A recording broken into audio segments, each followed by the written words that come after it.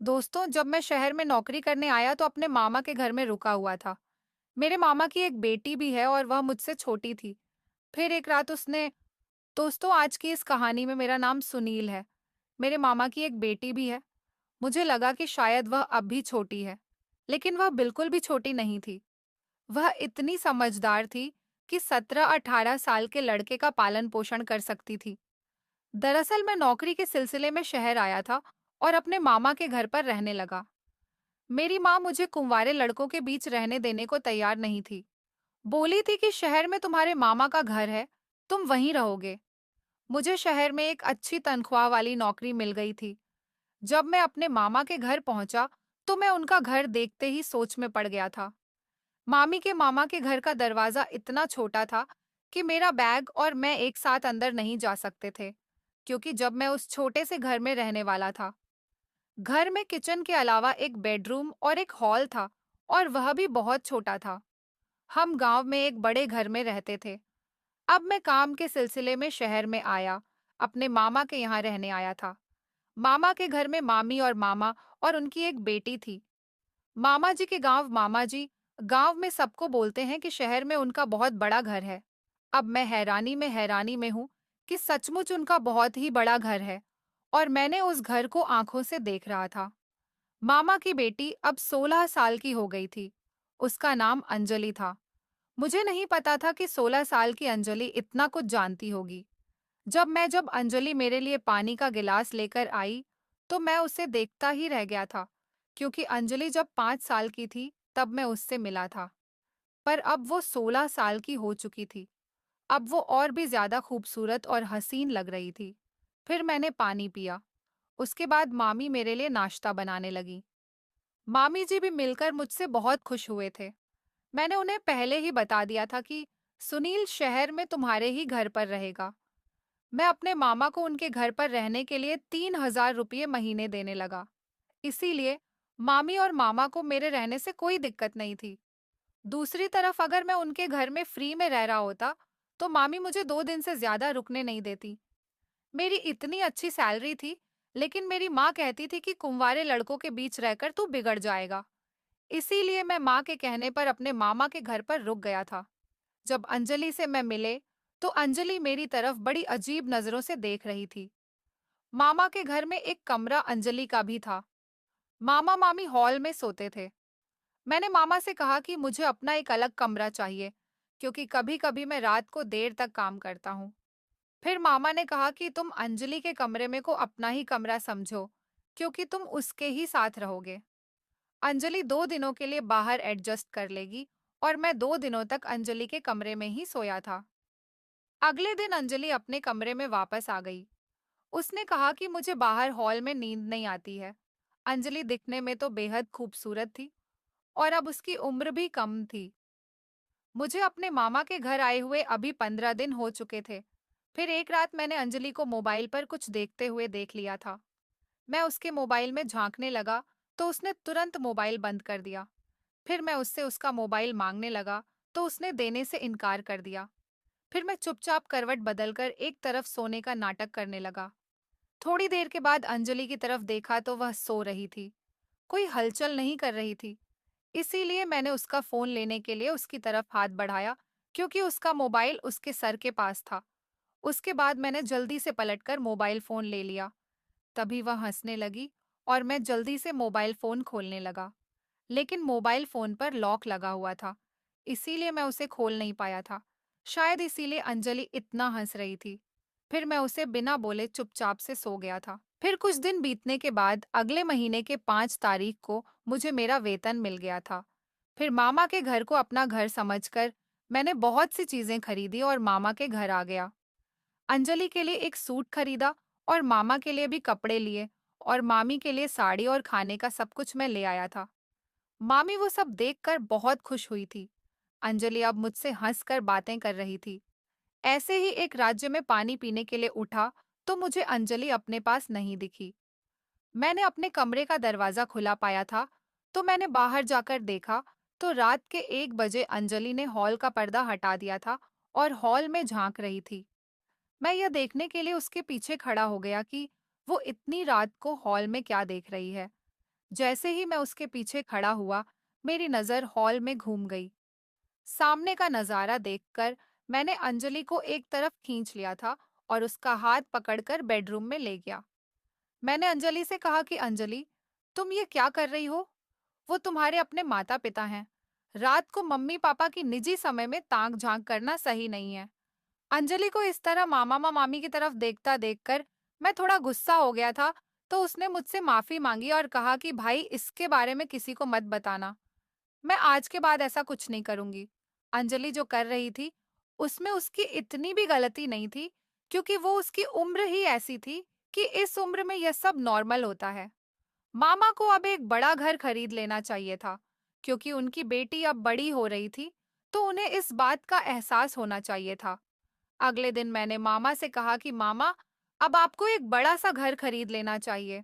अब अंजलि बड़ी होती जा रही है, उसे भी अपना अलग कमरा चाहिए और आपको भी अपना अलग कमरा होना चाहिए। मामा ने कहा कि घर में हम 3 ही लोग हैं, 3 लोगों के लिए ज्यादा बड़े घर की क्या जरूरत है? अब तुम घर में चौथे व्यक्ति हो, फिर भी हमें रहने में कोई दिक्कत नहीं हो रही है, तो फिर बड़ा घर क्यों खरीदना?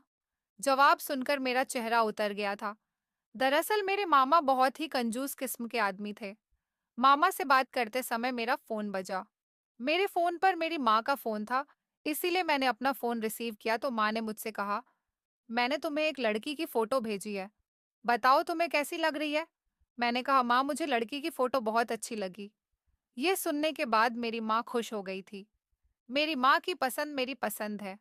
मेरी माँ ने तुरंत अगले 1 महीने में मेरी शादी करने का फैसला किया। शादी के कुछ ही दिनों की छुट्टियों के बाद मैं नौकरी के लिए शहर आने लगा। तब मेरी माँ ने कहा कि अपनी पत्नी को कुछ दिनों के लिए अपने साथ ले जाओ।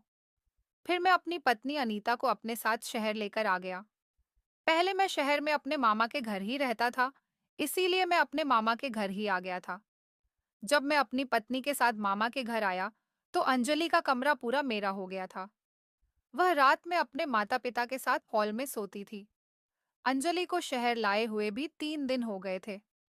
इन 3 दिनों के बाद अचानक रात को, जब मैंने अपनी पत्नी के बाहों में सो रहा था, तभी मैंने अंजलि को हमारी बगल वाली खिड़की से झांकते हुए देखा। उसे देखकर मैं तुरंत अपनी अंजलि से अलग हो गया था और बिस्तर से उठकर बैठ गया था। मुझे उठता देखकर अंजलि तुरंत खिड़की से हट गई थी। फिर मैं सोचने लगा कि अगर अनीता को यह शहर का माहौल पसंद आया, तो मैं मामा का घर खाली कर दूंगा और तुरंत अगले ही महीने वहां एक अलग कमरा तलाश कर लूंगा। लेकिन 5वें ही दिन अनीता ने उस शहर को ना कहना शुरू कर दिया। उसने कहा कि मैं यहाँ ज्यादा देर तक नहीं रह सकती। मुझे गांव में रहने की आदत है। मुझे ना तो यहाँ का पानी पसंद है और ना ही यहाँ की हवा। फिर अचानक अनीता की तबीयत भी खराब हो गई थी। इतने समय तक रहने के बाद मुझे उस पानी से कोई परेशानी नहीं हुई थी। लेकिन जब अनीता को दर्द होने लगा था, इसीलिए वह गांव जाने की जिद करने लगी। उसकी तबीयत बिगड़ती जा रही थी, इसीलिए मैंने उसे गांव भेज दिया। उसके बाद मैं अपने मामा के घर पर अकेला रहने लगा। मैं अनीता से इतना खुश नहीं था जितना मुझे होना चाहिए था, क्योंकि मैंने उसकी जो तस्वीरें देखी थी वो बहुत चमकदार थी और वह साड़ी में चमक भी रही थी। लेकिन जब शादी के बाद उसने अपना मेकअप उतारा, तो उसे देखकर मैं बहुत परेशान हो गया था, क्योंकि आसमान वाले तारे की तरह मेरी अनीता नहीं थी। वह थोड़ी सांवली थी। मुझे गोरी पत्नी चाहिए थी। लेकिन अब क्या करे जब शादी हो गई है और वह पवित्र भी है। इसीलिए मैं उस पर विश्वास करके उसके साथ अपना जीवन बिताना चाहता था। अनीता गांव चली गई थी, तो मेरे लिए ठीक भी था। हालांकि अब मेरी शादी हो चुकी थी, फिर भी मैं शहर में ही काम करने वाला था। इसीलिए मैंने सोचा कि मामा के घर पर रहना ही ठीक है, क्योंकि एक अकेले इंसान के लिए इतना पैसा खर्च करना मुझे ठीक नहीं लगा था। अनीता के जाने के बाद मैंने 3 दिन की छुट्टी ली थी, क्योंकि मैं बहुत थक गया था और फिर काम से मैं थोड़ा आराम चाहता था। जिस दिन मेरी छुट्टी थी, मामी रोज की तरह सुबह अपने अपने काम पर मामा जी चले गए थे। मामी भी एक कंपनी में अब काम करने लगी थी, तो वो भी अपने काम पर ही चली गई। उस वक्त अंजलि और मैं दोनों ही घर पर अकेले थे। नाश्ते के बाद मैं अपना लैपटॉप लेने के लिए बेडरूम में जाने लगा। कमरे के दरवाजे पर हैंडल तक नहीं था, इसलिए बेडरूम का दरवाजा हमेशा थोड़ा खुला ही रहता था। आज मैंने अंजलि को खुले दरवाजे की दरार से अपने कपड़े बदलते हुए देखा। अंजलि का गोरा रूप देखकर मेरी आंखें चमक आई थीं। फिर सोचा कि कहाँ मेरी सांवली पतली और कहाँ अंजलि। दोनों का आपस में दूर दूर तक कोई मेल नहीं है। अंजलि काफी टाइम से मेरे आसपास थी, लेकिन मैंने कभी उसे इस तरह से नहीं देखा था। उसका गोरा रंग देखकर बोला, हाय रे मेरी किस्मत। अभी मुझे अंजलि को इस तरह से देखना अच्छा लगने लगा था, इसीलिए मैं उसे देखता ही रह गया। और फिर वो जगह दिखी जिसे देखकर मेरे अंदर सनसनी मच गई थी। अब मैं अंजलि को एक एक ही दरवाजे पर ज्यादा देर तक खड़ा होकर नहीं देख सकता था, क्योंकि मुझे ये ठीक नहीं लग रहा था। जब अंजलि तैयार होकर कमरे से बाहर आई, तो मैं उसे देखता ही रह गया। वो बेहद खूबसूरत लग रही थी। मामा मामी मध्यम वर्ग के थे, लेकिन अंजलि एक हाई क्लास लड़की की तरह रहा करती थी। वो दिखने में बेहद खूबसूरत थी, इसीलिए कोई भी कपड़ा उस पर अच्छा लगने लगता था। उस रात अंजलि मेरे कमरे में आई। उसने कहा कि भाभी गांव चली गई हैं। अब मैं फिर से अपने रूम में आराम से सो सकूंगी। रात को कमरे में अंधेरा था। कुछ देर बाद मैंने किसी की चलने की आवाज सुनी थी। अगले दिन भी मेरी छुट्टी थी, क्योंकि मेरी छुट्टियां पूरे 3 दिन की थी। तो मेरे दोस्त ने मुझसे कहा कि आज हमें कहीं बाहर घूमने चलना चाहिए। इसीलिए मैं अपने दोस्त के साथ दोपहर को घूमने गया। तभी मैंने अंजलि को एक महंगे कैफे में बैठा हुआ देखा था। उसकी सहेलियां बहुत हाई फाई लग रही थीं। वह घर से अलग अलग कपड़े पहनकर निकलती थी, और अब मैं अंजलि को एक अलग ही कपड़ों में देख रहा था। फिर मैं उठा और जाकर अंजलि से मिला। मैंने उससे कहा कि यह सब क्या है। वह मुझे अपनी सहेली से अलग ले गई और बोली, सुनील, मैं आज रात तुम्हारे सारे सवालों के जवाब दे दूंगी।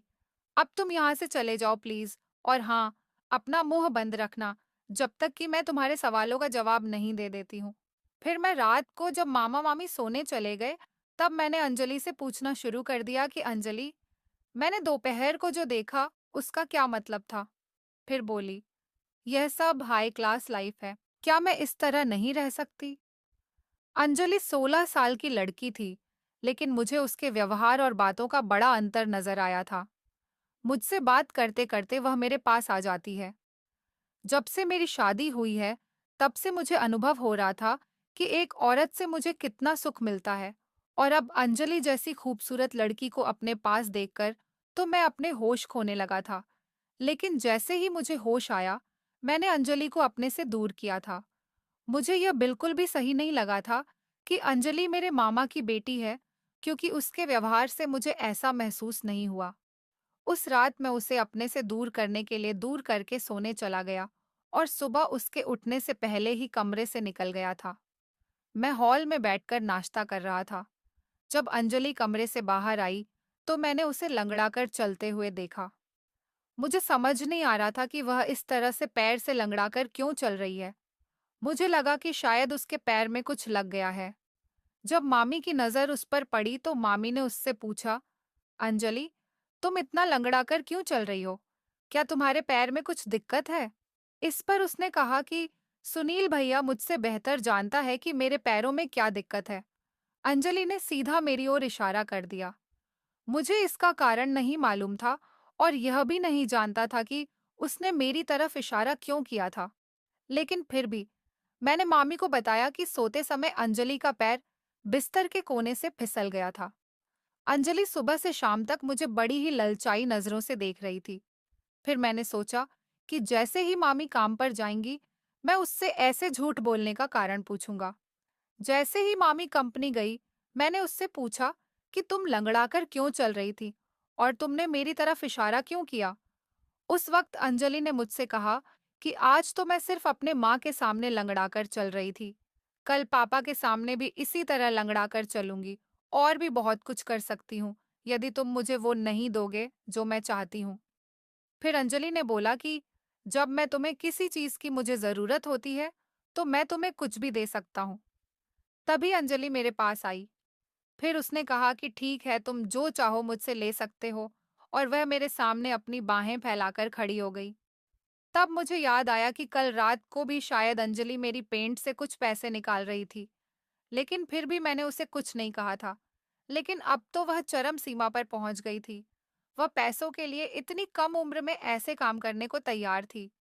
मामी ने अंजलि से कहा कि अंजलि, तुम ये सब क्या करने जा रही हो? अंजलि ने बिना डरे मामी से कहा, मैं क्या गलत कर रही हूँ? मैं भी एक अच्छी हाई क्लास जिंदगी जीना चाहती हूँ, तो मैं वही करने जा रही हूँ जो आप करती हो। क्या आप अपने मैनेजर के साथ ऐसा कुछ नहीं करती और उससे पैसे नहीं लेती? मैंने ये सब देख लिया है। अब मेरे पास अपने घर में अधिक पैसा कमाने का रास्ता मिला है, तो मैं उसके साथ ये सब करने के लिए तैयार हूँ। फिर मामी अंजलि पर चिल्लाई। उन्होंने अंजलि से कहा कि तुम बहुत बेवकूफ है। तुम्हें बड़ों से बात करने की बिल्कुल भी समझ नहीं है।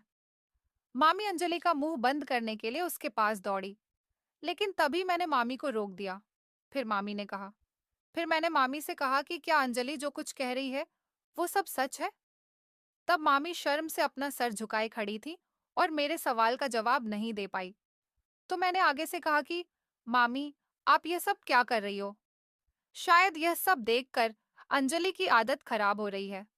जब से मैं इस घर में आया हूँ, मैंने उसे एक बार भी नहीं, बल्कि 2 बार मेरी जेब से पैसे निकालते हुए देखा है। मेरा पैसा एक बार नहीं, कई बार चोरी हुआ है। लेकिन आपकी और माँ की वजह से मैं हमेशा शांत रहा। मुझे इस परिवार के किसी भी सदस्य पर कभी संदेह नहीं हुआ, लेकिन इस चीज से हमेशा के लिए छुटकारा पाना जरूरी था, क्योंकि अंजलि की आदत दिन ब दिन बिगड़ती जा रही है। जब से मैंने अंजलि को पैसे चुराते हुए देखा है, तब से वह मुझ पर नजर रख रहा। मैं उस पर नजर रख रहा हूँ। अब वह मेरे सामने पैसे नहीं चुरा पा रही थी और मुझे नहीं पता था कि अंजलि अब ऐसा रास्ता चुनेगी। अब मुझे सच बताओ, आप दोनों मिलकर मामा के पीछे इस घर में क्या कर रही हो? मेरी बात पर मामी रोने लगी। फिर वह बोली कि सुनील, प्लीज अपने मामा को कुछ मत बताना।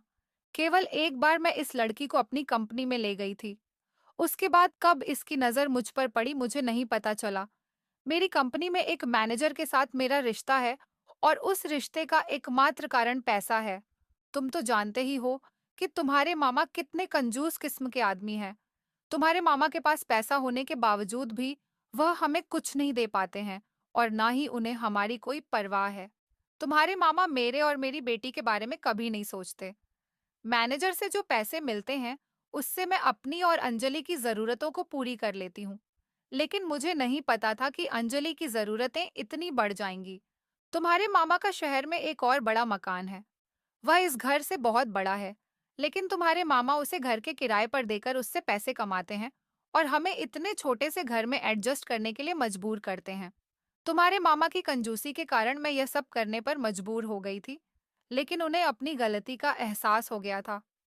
फिर मामी ने अंजलि को प्यार से पकड़कर अंजलि से कहा कि मुझे माफ कर दो, मैं आज के बाद वह नौकरी और उस मैनेजर के साथ छोड़ दूंगी।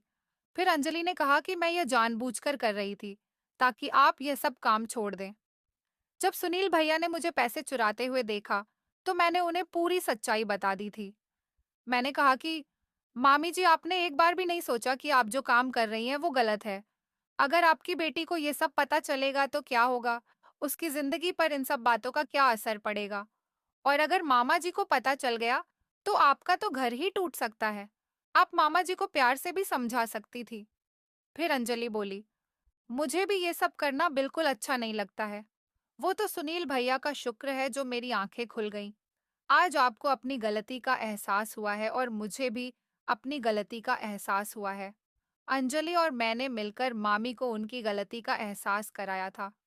मैंने भी मामी समझाया और मामा जी के साथ एक छोटी सी दांव खेलने को बोला था। आखिरकार मामी मेरी बात मान गई और अंजलि को लेकर हमेशा के लिए अपने मायके चली गई।